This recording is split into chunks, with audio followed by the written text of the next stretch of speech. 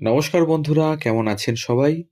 গল্প যেখানে সত্যি চ্যানেলের আরো একটি নতুন গল্পে আবারও আপনাদের সকলকে স্বাগত জানাই। ইতিমধ্যেই বহু মানুষ আমাদের সাথে যুক্ত হয়েছেন। আমরা তাদেরকে স্বাগত জানাই আমাদের চ্যানেলে। আরো যে সমস্ত মানুষ যুক্ত হচ্ছেন তাদের উদ্দেশ্যে জানাচ্ছি, যদি আমাদের চ্যানেলে নতুন হন তাহলে অবশ্যই আমাদের চ্যানেলটিকে সাবস্ক্রাইব করে পাশে থাকবেন। বেল আইকনটিকে অবশ্যই প্রেস করে নেবেন পরবর্তী গল্প যাতে খুব সহজে আপনাদের কাছে পৌঁছে যায় তার জন্য। আর যদি গল্পগুলো ভালো লাগে একটু কাছের মানুষদের সাথে শেয়ার করবেন, কমেন্টের মাধ্যমে জানাবেন কেমন লাগছে। আমাদের গল্প পোস্ট করার সময় প্রতিদিন ঠিক সকাল ৯টা থেকে ৯টা ৩০ মিনিট বিভিন্ন তথ্যমূলক গল্প নিয়ে বা পৌরাণিক মতবাদ নিয়ে আমাদের গল্পগুলো তৈরি। রবিনহুডের গল্প জানেন তো? সেই দুর্ধর্ষ ডাকাত যার নামে কাঁপত মধ্যযুগের ইউরোপ। আবার অত্যাচারিত বঞ্চিত সমাজের নিচুতলার গরিব গুরবদের কাছে সেই মানুষটাই ছিল মাসিহা, ভগবানের রূপ। অত্যাচারী রাজা আর সামন্ত প্রভুদের সর্বস্ব কেড়ে দরিদ্র ভিখারীদের বিলিয়ে দেওয়াই ছিল ডাকাত রবিনহুডের নেশা। কিন্তু জানেন কি, এই বাংলাদেশের বুকেও একদা দাপিয়ে বেড়াতো আর এক রবিনহুড, ড্যাকয়েটস অফ বেঙ্গল। মুখোশের আড়ালে লুকিয়ে লুটতরাজ নয়, দিনে দুপুরেও তার হা রে রে রে রে ডাক শুনে ভয়ে রক্ত হিম হয়ে যেত বড়লোক জমিদার আর শ্বেতাঙ্গ প্রভুদের। ডাকাতি খুন জখম তো ছিলই, তার পাশাপাশি তিথি মেনে আরাধ্যা দেবীর সামনে নরবলিও চড়াতেন তিনি। দোর্দণ্ড প্রতাপ জমিদার মহাজনেরা তার সামনে দাঁড়িয়ে বলির পাঁঠার মতো ঠকঠক করে কাঁপত। বাংলার সেই কিংবদন্তি দস্যু সর্দার রঘু ডাকাত। রঘু ডাকাতকে নিয়ে লৌকিক অলৌকিক গল্পকথার শেষ নেই। মুখে মুখে উড়ে বেড়ানো সেসব জনশ্রুতির খোসা ছাড়িয়ে প্রকৃত ইতিহাসে পৌঁছনো খুব সহজ নয়। ইতিহাসের তথ্য প্রমাণ বলে রঘু ডাকাত জন্মেছিলেন অষ্টাদশ শতকের শেষ দিকে অবিভক্ত বাংলার এক দরিদ্র কৃষক পরিবারে। জন্মসূত্রে তার নাম রঘু ঘোষ। সে প্রায় ২০০ বছর আগের কথা। সুতানুটি গোবিন্দপুর কলকাতায় তখন দাপিয়ে বেড়াচ্ছে ইস্ট ইন্ডিয়া কোম্পানির সাহেব প্রভুরা, আর বাংলার গ্রাম দেশে দমন পীড়ন চালাচ্ছে নীলকর সাহেবদের দল। নীল চাষে জমির উর্বরতা নষ্ট হতো, অন্য ফসল ফলতো না আর। কিন্তু সেসব কথা লালমুখরা শুনবে কেন? যেসব চাষিরা নিজেদের জমিতে নীল চাষে আপত্তি জানাতো তাদের পেয়াদা দিয়ে তুলে আনতো তারা। চলতো মারধর অত্যাচার, বাদ যেত না চাষিদের পরিবার পরিজনেরাও। শোনা যায় রঘু ডাকাতের বাবাও ছিলেন এমনই একজন সাধারণ চাষি।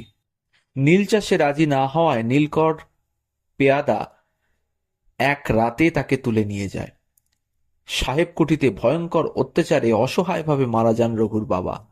বাবার এই নির্যাতন আর অন্যায় মৃত্যু মেনে নিতে পারেননি তরুণ রঘু। এই হত্যার বদলা নিতে মরিয়া হয়ে ওঠেন তিনি।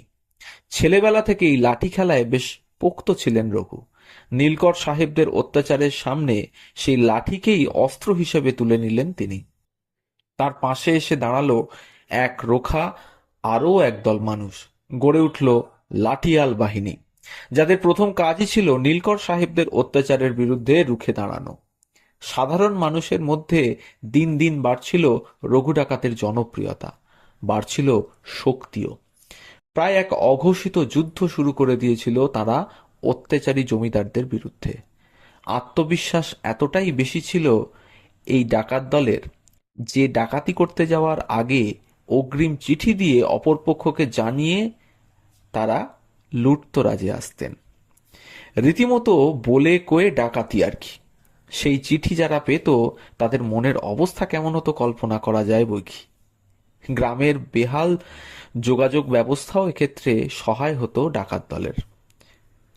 নিজের বুকের রক্ত দিয়ে পুজো সারত ডাকাত সর্দার। তারপর দলের সবাই গলায় জবা ফুলের মালা ঝুলিয়ে কানে জবা ফুল দিয়ে হা রে রে রে রে শব্দ তুলে বের হতো ডাকাতির উদ্দেশ্যে। সেই সব ডাকাতকালি আজও রয়ে গিয়েছে ঝাঁ চকচকে শহুরে আবাসনের পাশেই। এমনি এক মন্দির হল কাশীপুরের রঘু ডাকাতের কালীবাড়ি। কলকাতার কাশীপুর অঞ্চলে অবস্থিত মা কৃপাময়ী কালীর এক সুবিশাল মন্দির। নৈহাটির দুর্গাচরণ চক্রবর্তী হোক কিংবা কদমগাছির শিবচন্দ্র বন্দ্যোপাধ্যায়, দুঁদে দারোগাদের নাকানি চোবগানি খাওয়াতে সে বলে, এই হলো রঘু ডাকাতের গল্প। সময়ের গায়ে ক্রমেই পড়ে বিস্মৃতির প্রলেপ, কিন্তু জেগে থাকে গল্পেরা, কেননা তারা দীর্ঘজীবী হয়। এইভাবে সে যুগের কত সব ঐতিহাসিক তথ্য যে মুছে গিয়েছে, কিন্তু থেকে গিয়েছে এই সব গল্প। শেষ পর্যন্ত কি হয়েছিল রঘু ডাকাতের? যোগেন্দ্রনাথ লিখেছেন, রঘু ডাকাতের পরিণাম কি হইয়াছিল জানি না, এ বিষয়ে সরকারি কাগজপত্রে সন্ধান মিলে না। সে এমন জনপ্রিয় দস্যু ছিল যে গরিব দুঃখীরা তাহার সন্ধান জানিলেই কেহই বলিয়া দিত না। আমাদের গল্পগুলো যদি আপনাদের ভালো লেগে থাকে তাহলে অবশ্যই আমাদের চ্যানেলটিকে সাবস্ক্রাইব করুন, কমেন্টের মাধ্যমে জানান কীরকম লাগছে, বেল আইকনটি প্রেস করুন পরবর্তী ভিডিও পাওয়ার জন্য। সবাই ভালো থাকুন, ধন্যবাদ।